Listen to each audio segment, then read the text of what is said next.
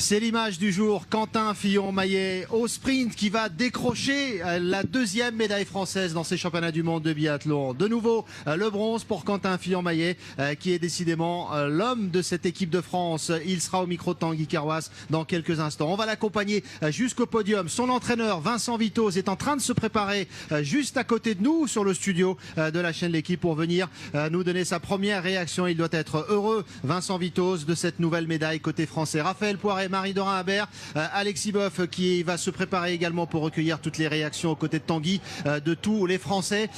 C'est beaucoup d'émotions pour Quentin Fillon-Maillet. Vincent Vitoz est prêt. Alors on va écouter Vincent. Vincent Vitoz est prêt dans quelques instants. On va écouter Quentin Fillon-Maillet avec Tanguy Carwas. Allons-y. En 2 jours, c'est exceptionnel ce début de championnat du monde. Ouais, c'est vrai que ça a bien marché hier, donc j'avais envie de faire bien aujourd'hui. C'était moins bien construit, je m'en vais sur le premier tir parce que je fais 2 fautes, il y a une tendance faute, donc je pense que peut-être pas assez bien abordé les essais de tir, et donc ça me met en erreur sur le premier tir couché, donc voilà. Dernière balle, pareil, elle coûte très cher parce que je pense que ça pouvait jouer la victoire ou pas loin, donc on était avec Pete Rouchny qui lui joue la gagne avec le plein. Et moi je fais un tour, donc ouais, c'est des balles qui coûtent cher, donc moins bien aussi sur les skis. Donc sur l'ensemble, sportivement, je suis un peu plus déçu, mais vraiment très content de refaire une nouvelle médaille. Et puis j'aurais bien aussi bien voulu que Martin ou Anto m'accompagnent sur le podium, ça aurait été sympa aussi. Racontez-nous ce dernier tour et ce sprint. Ça a été compliqué de choisir, de finir, d'être devant, derrière pour le sprint. Racontez-nous ces derniers instants de course. Eh bien, devant sur le début du tour, il a mis un rythme assez fort. Ensuite, il m'a demandé de passer. Et moi, là, j'ai réimprimé un rythme costaud. J'ai essayé de le distancer dans la bosse au milieu de boucle, mais sans succès, parce que c'est vrai qu'il est revenu après sur la relance. Et donc voilà, j'ai essayé de garder la bonne trajectoire jusqu'à la ligne d'arrivée. Et après, voilà, j'ai essayé de tout donner.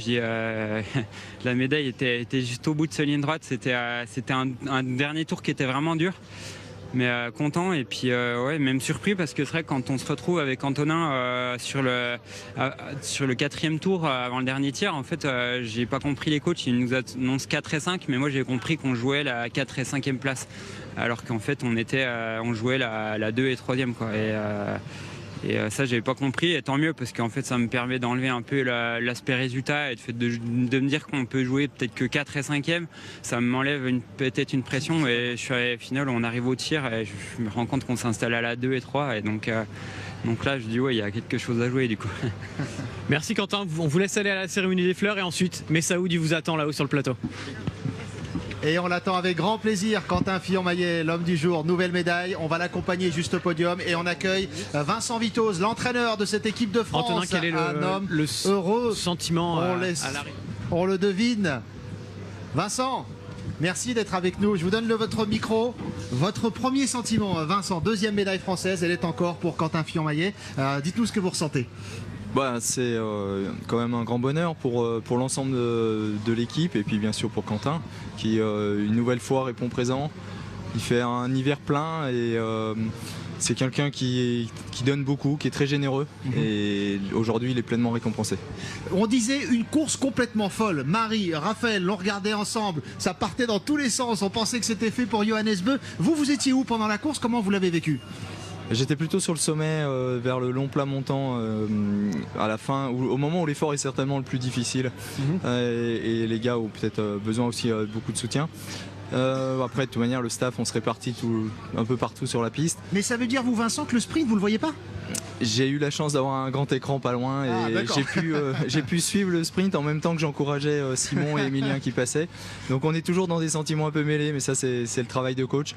Mais bon, la consigne elle était claire, hein, elle était de rentrer devant. Il fallait amorcer cette dernière ligne droite et ce shoot final, parce qu'il n'y a pas assez d'aspiration pour doubler et prendre le couloir de droite. Donc voilà, la consigne elle était parfaitement respectée.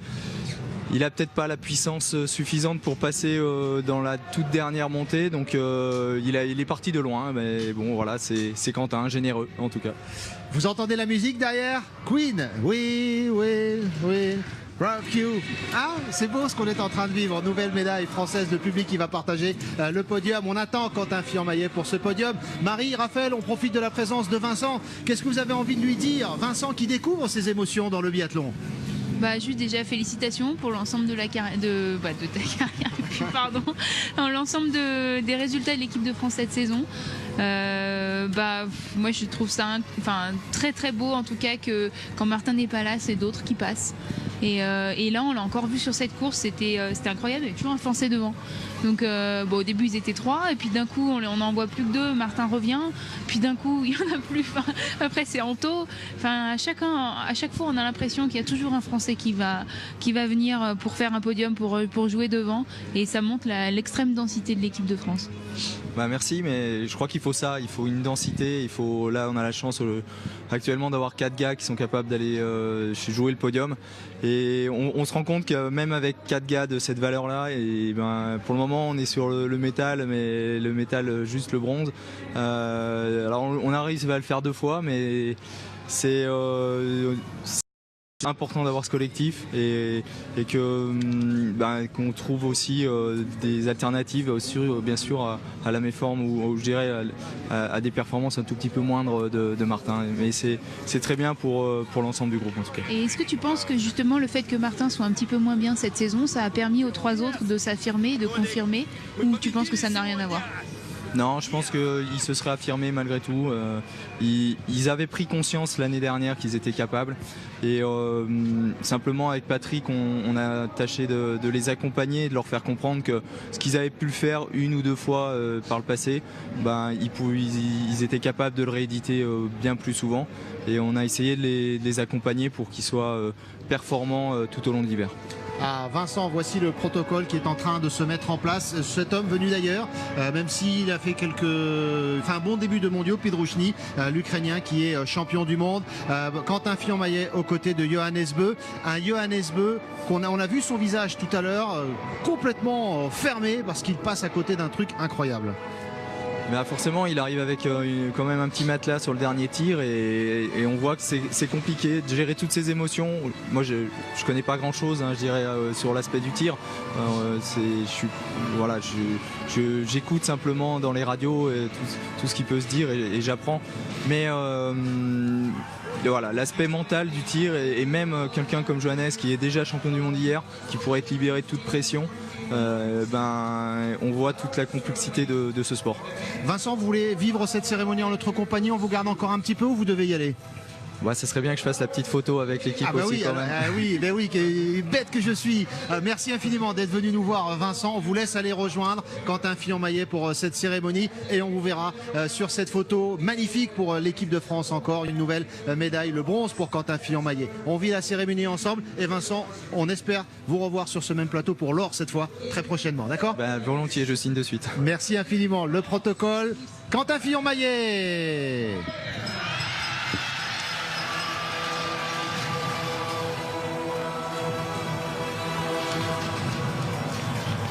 Et une nouvelle fois, tous les supporters français, les supporters jurassiens avec les fameux drapeaux Made in Jura qu'on voit partout dans ces mondiaux, ont fait le déplacement et scandent le nom de Quentin.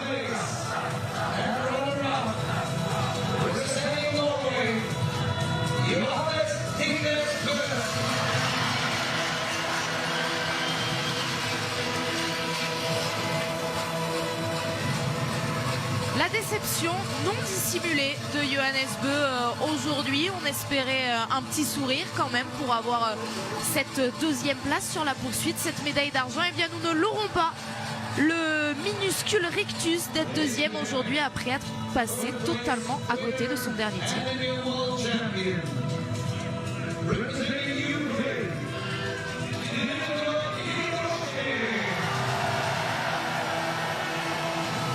Lui, en revanche, ne dissimule pas sa joie. Dmitro Pidruchny, qui dispute ses 4e mondiaux et qui vient décrocher la toute première victoire de sa carrière au meilleur moment.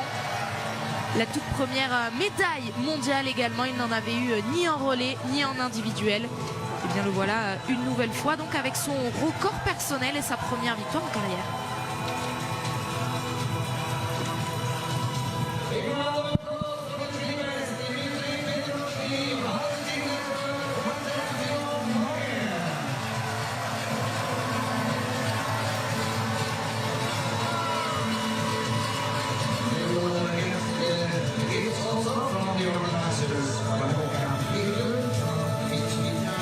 récupérer une deuxième médaille dans ces championnats du monde, le bronze, et on a l'impression qu'il s'habitue à la cérémonie et au podium. On le sent un peu plus ouvert encore que sur le sprint. Marie, vous êtes d'accord ou pas? On s'habitue vite aux bonnes choses. Hein.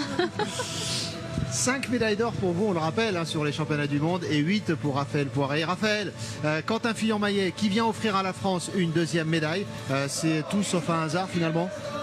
Non, c'est pas un hasard. Nous, il y avait 3 Français qui sont près du podium aujourd'hui. C'est vrai, ça jouait à rien du tout. Quentin, ça a été peut-être le plus opportuniste de tous. Et il a goûté une fois et il goûte encore une deuxième fois. Je pense qu'il en veut encore. Il est qu'à son début de carrière, on va dire. Et le moment qu'on est en train de vivre, il peut être capital pour la suite de ces championnats du monde. On voit un Johannes Bö extrêmement marqué par ce qu'il a vécu sur cette poursuite. Et un deuxième titre mondial lui tendait les bras. Et il y a eu cette craquante qu'on évoquera dans quelques instants.